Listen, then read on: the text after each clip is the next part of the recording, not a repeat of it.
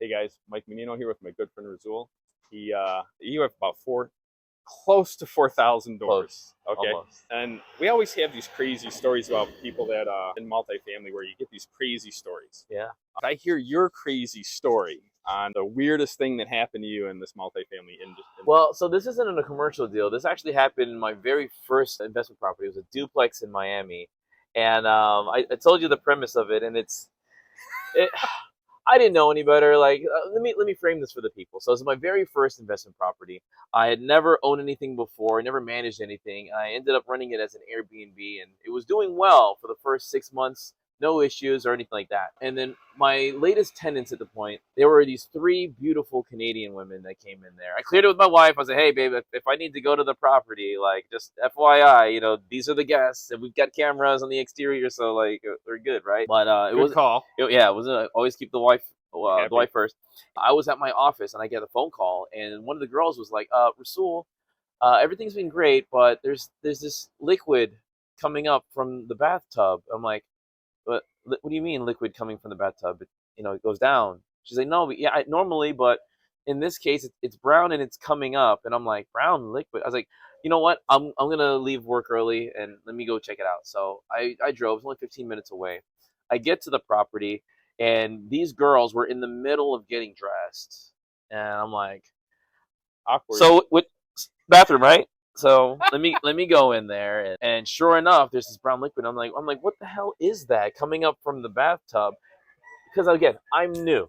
I'm new to real estate. I didn't know what was going on, and when the smell hit me first, I was like, okay, I think I know what's going on. And then I started seeing like corn bits in the water, and I'm like, this is what I think it is. And this is like, I had a flashback to like property nightmares and stuff like that. And I'm like, this is it. This is real life. This is my life. And I'm like, all right, well, I saw that there was a solid in the drain, Oh, and I guess it had somehow come up, and it was in the way it came up, and it was supposed to try to come back down, but it was just blocking, and it was refilling.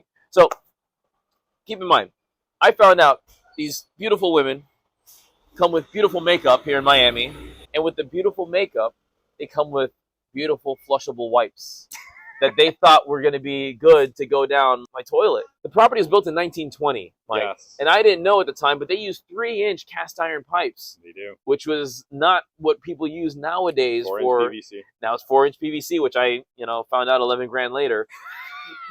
So in the meantime, I was like, I saw the rate that the water was rising, and I'm like, I can't call a plumber. I need to figure something out right now. I tried to use the plunger, and it wasn't working, and so I ended up putting on a plastic bag, trash bag. It was hefty, Okay, right? I'll give you that. And I started breaking up the solids in the water.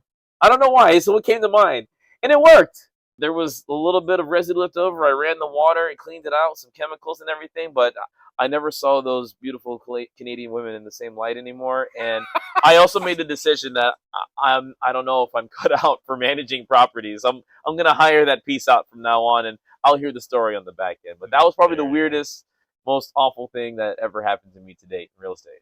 Well, you learned, your takeaway from that was I'm not going to do property management. I'm going to do the capital raising. And, Yeah. It worked out great for you. You're knocking it out of the park. But a lot of people want to see the humble results of what you went through to get to where you're at. Yeah, man. And I'll say this, right? For as horrible as that story was, honestly, if I knew how everything was going to turn out, I'd put 2 garbage bags on my arms and do it again, right? No matter what nightmares you go through, the most important thing is to get through it, get stronger, get smarter, and do better the next time. That's all you got to do. I've never put on a garbage bag ever since. There you go, man. We'll call this the poop story. Rasool, thank you very much. We appreciate you, brother. Pleasure, Mike, man. I love you, man. Love you too.